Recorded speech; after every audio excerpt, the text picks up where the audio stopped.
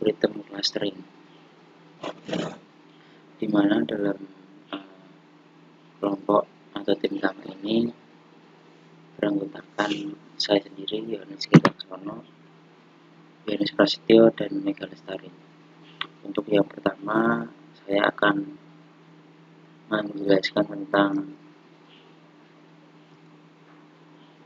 apa itu clustering.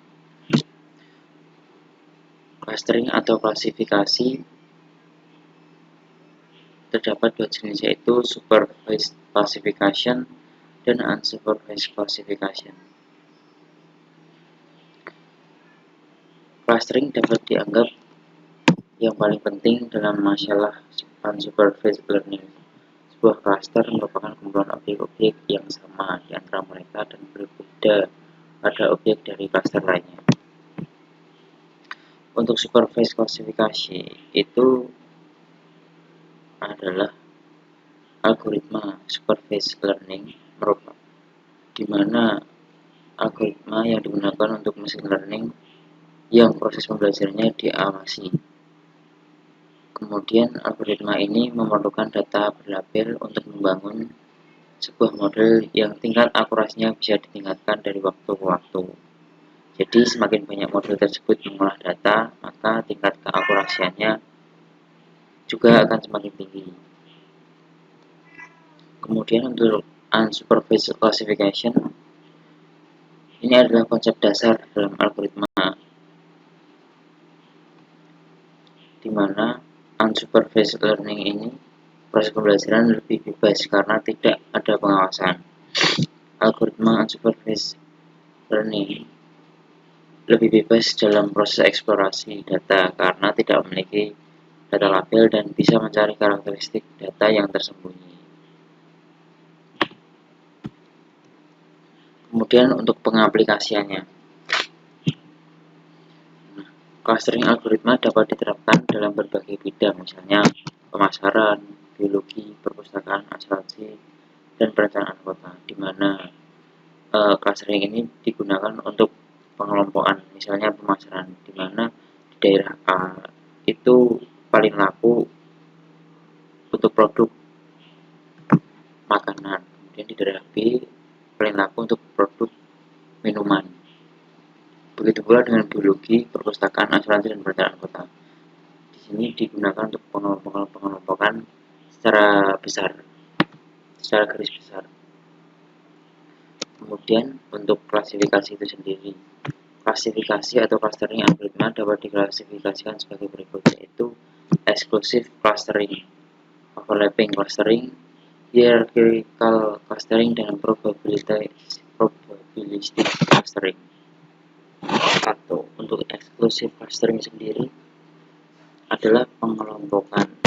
Ini adalah jenis pengelompokan yang paling umum, di mana setiap objek atau titik data hanya dimiliki oleh satu cluster. Ini juga merupakan bentuk pengelompokan yang paling banyak digunakan dalam banyak kasus, misalnya pelanggan hanya perlu menjadi bagian dari satu kelompok segmentasi, sehingga ya upaya pemasaran yang unik, berdedikasi, dan eksklusif dapat dirumuskan sebagai bagian dari kampanye. Kemudian untuk overlapping clustering itu adalah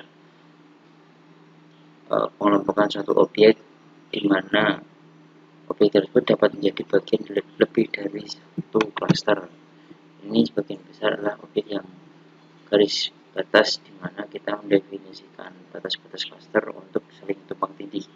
Contohnya adalah pengelompokan demografis, di mana siswa dapat menjadi bagian dari kelompok siswa dan kelompok pembelajaran tinggi yang jarang terjadi.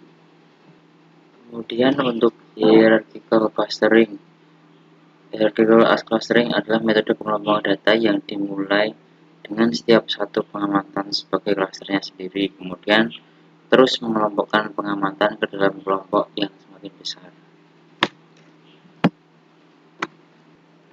Kemudian untuk probabilistic clustering, yaitu pengklasifikasi yang memprediksi mengingat pengamatan input distribusi probabilitas atas satu set kelas, punya output kelas yang paling mungkin bahwa pengamatan harus dimiliki Klasifikasi probabilistik memberikan klasifikasi yang dapat berguna dalam dirinya sendiri, atau kita menggabungkan klasifikasi ke dalam suatu kelompok. Cummins ini sendiri memiliki definisi sebagai berikut.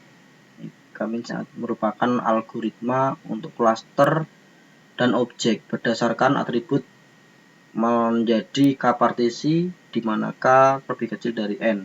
Secara umumnya, Cummins ini merupakan clustering dari salah satu metode data clustering non-hierarki yang mengelompokkan data dalam bentuk suatu atau lebih dari sebuah cluster atau kelompok.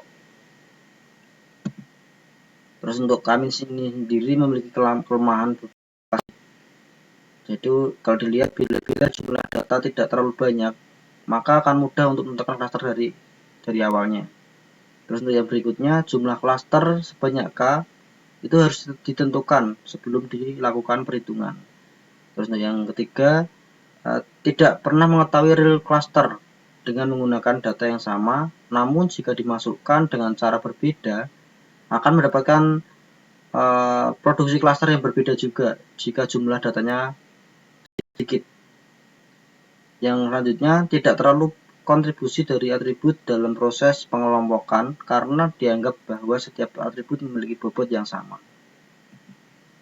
Next, itu adalah cara-cara atau langkah-langkah dalam algoritma Cummins clustering. Yang pertama, kita harus menentukan jumlah cluster. Terus yang berikutnya, kita harus menentukan jumlah sentroid.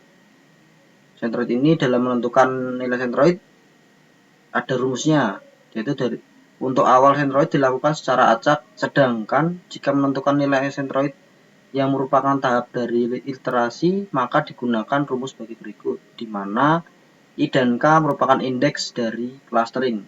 Untuk J sendiri indeks dari variabel, dan selanjutnya. Untuk menghitung jarak antara titik sentroid dengan titik tiap objek itu dirumuskan sebagai berikut. Terus untuk pengelompokan objek untuk menentukan anggota cluster dengan memperhitungkan jarak minimum objek. Terus selanjutnya kembali ke tahap kedua, dilakukan perulangan hingga nilai sentroid yang dihasilkan tetap dan anggota cluster tidak berpindah ke cluster lain. Nah, ini merupakan flowchart yang dari penjelasan yang ada di atas tadi, di mana ketika program di start itu nanti akan masuk ke number of cluster K, nanti masuk ke proses centroid, terus lanjut ke distance object to centroid, terus masuk ke grouping based on minimum distance, nanti akan diproses. Jika hasilnya sudah pasti atau tidak bercampur dengan cluster lain, dia akan masuk ke proses akhir di N ini. Terus selanjutnya ada transformasi data. Metode Cummins clustering hanya bisa mengolah data dalam bentuk angka.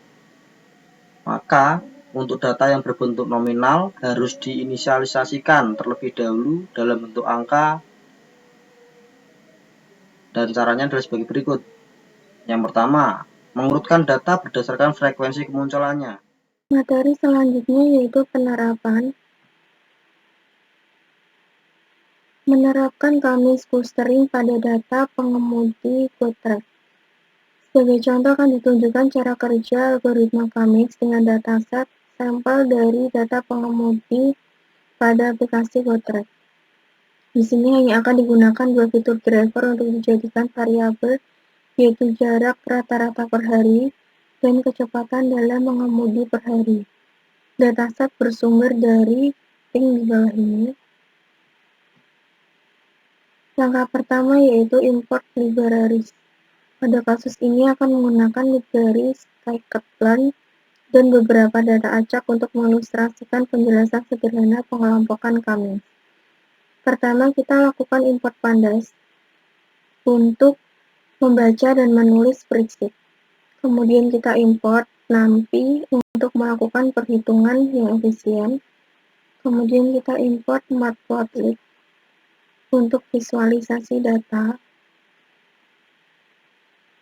Kita gunakan sklearn dan scaling preprocessing untuk min-max scalar. Langkah kedua yaitu menginput dan membaca data. Data yang digunakan untuk dataset sampel dari pengemudi atau driver aplikasi GoTrack. Yang pertama, kita input data terlebih dahulu. Kita masukkan ke CSV dari GoTrack. Kemudian kita baca datanya, lalu akan muncul data dari pengemudi GoTrack-nya. Langkah yang ketiga, yaitu menentukan variabel yang akan diklusterkan. Kita tentukan variabel yaitu indeks pertama sampai ke 4. Di sini ada nomor, kemudian ID Android, speed, dan distance. Langkah yang keempat, memvisualkan persebaran. Script ini akan menunjukkan titik-titik persebaran pengemudi driver GoTrack. Ini hasilnya. Kemudian kita tentukan nilai K. Namun sebelum menentukan nilai K, kita harus mengubah variabel data frame menjadi array terlebih dahulu. Kita ubah variabel data frame menjadi array dengan empty driver X. Kemudian kita print datanya, akan muncul data array seperti berikut. Kemudian harus menstandarkan kembali ukuran variabel agar data dapat kembali seperti jenis data di awal sebelum diarraykan. Caranya yaitu kita gunakan scalar, min-max scalar, kemudian kita transform dari X-array-nya. Akan muncul data seperti berikut. Kemudian kita tentukan nilai K. Dalam hal tersebut, nilai K atau n-cluster atau nilai arbiter ini bebas ditentukan, tergantung kepada peneliti. Pada kasus ini akan dikonfigurasi dan ditentukan nilai K sebesar 3 cluster. Selain itu juga ditentukan cluster dari data yang telah distandarkan. Kita tentukan dan konfigurasi fungsi kami terlebih dahulu. Kita gunakan n-cluster-nya 3 dan random step-nya 1, 2, 3. Kemudian kita tentukan cluster dari data dengan menggunakan scallop. Lalu akan muncul output seperti berikut. Kemudian visualkan cluster. Untuk memvisualkan cluster harus menampilkan centroid terlebih dahulu. Kita tampilkan pusat cluster terlebih dahulu dengan script command cluster center. Kemudian akan muncul data seperti berikut. Kemudian menampilkan hasil cluster dan menambahkan kolom data frame driver. Kita tampilkan hasil cluster dengan cara print command label. Kemudian kita tambahkan kolom cluster data frame driver. Hasilnya seperti berikut. Kemudian visualkan hasil clusternya dengan script berikut. Kemudian kita beri judul hasil cluster Kamis. Akan muncul output seperti ini.